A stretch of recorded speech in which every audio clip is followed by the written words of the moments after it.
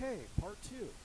So we talked about the sickness behaviors and the release of cytokines. Well, let's go to the sympathetic versus parasympathetic activation, which is implicated in all these processes. Sympathetic activation, as we discussed, is typically associated with negative emotions. So the fear, the anxiety, will in fact activate the sympathetic system.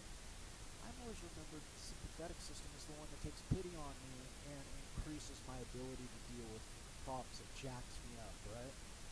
Less is known about the activation of positive emotions consistent with parasympathetic activation. So positive emotions then might cause this parasympathetic activation. We don't know a lot about that, right? Which then calms us down. So positive emotions, if you will, might have a calming effect. Negative emotions might have an activating effect. If you buy into positive-negative differentiation of emotions at all, and some emotion theorists are not wedded to the concept of positive versus negative emotions. Now, Porges suggests that the ventral vagal complex controlled by the vagus nerve is associated with the activation of positive emotions, or at least emotions that are linked to parasympathetic activation, if you don't want to go positive. The vagal complex regulates facial muscles, head movements, controlling gaze activity, and vocalizations. And notice that under stressful situations, we can have vocal changes, right? So we can see how these systems are tied together. Now, the functions of the ventral vagal complex is present. It's only in mammals, right? Not other species. The vagal nerve reduces cardiac output as well as respiration, leading to calming, greater cognitive flexibility and attention. So once we see that the stressor is largely over, it's no longer impacting us, the parasympathetic nervous system kicks in, it reduces our heart rate for us, and it reduces our respiration rate. Remember from the fight and flight flow chart that we talked about? Well, you can see that this is another way of looking at it. Now, individual differences are present. It's no surprise, right? The higher the vagal tone can lead to the experience of more positive emotion, more kindness, and warmth. Notice that chill people, I want to use that term, relaxed people, laid-back people, generally experience less negative emotion and less sympathetic activation, right? So the parasympathetic system is kind of prioritized in these chill people. People with this higher vagal tone will generally make more positive, spontaneous, or demonstrate more positive, spontaneous emotions during the Rorschach test when they're asked to describe those ink blots, right? Higher vagal tone, as it relates to cognitive flexibility, may lead to more nuanced emotional experience and superior emotion regulations. So if we have a higher vagal tone, right, then more parasympathetic kind of reactivity, if you will, a strange way to put it, but part, I believe, of emotional intelligence, or the ability to reduce one's stressors, or the ability to deal with stressors in a more healthy fashion, might be tied to this kind of higher vagal tone, if you will. So that brings us to discussion board 3. It's a very short article that describes the manipulation of one's vagal tone. It's posted on Carmen.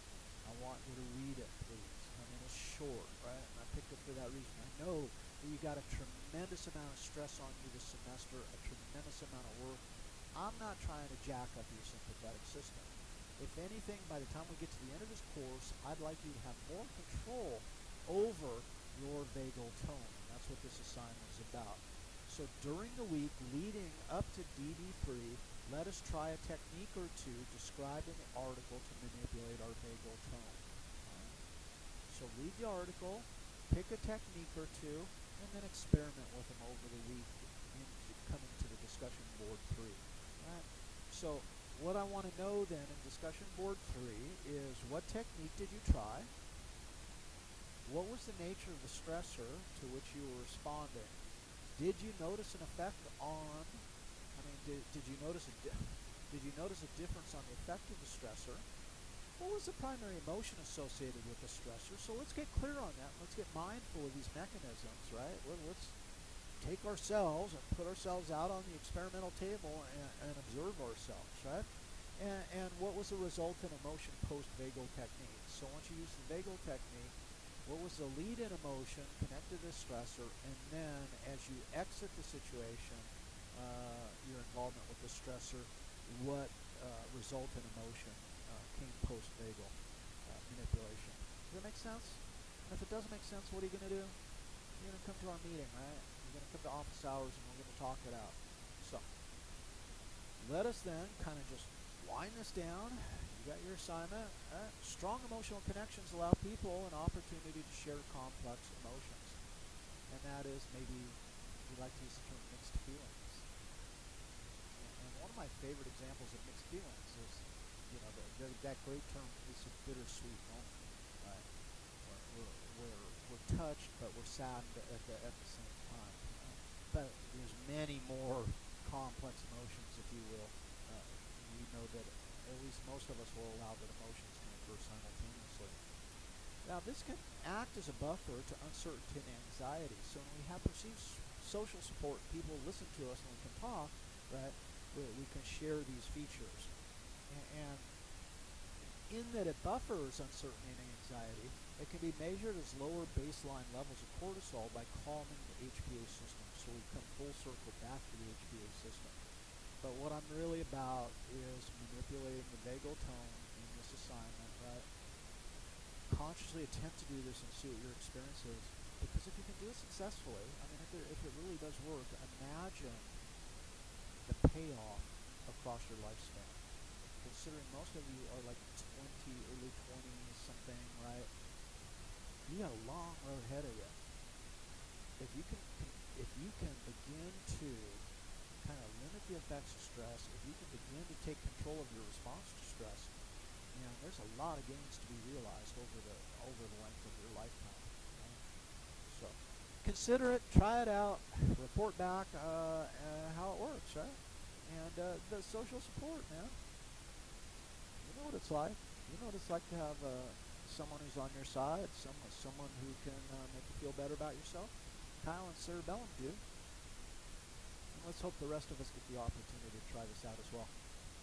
So, Annika's sacked out. I love the effect my voice has on the cat. Knocks her right out. I hope it didn't knock you guys out. But that's the end of part 2. And there's your assignment. Y'all have a really good day. That's with your vagal tone.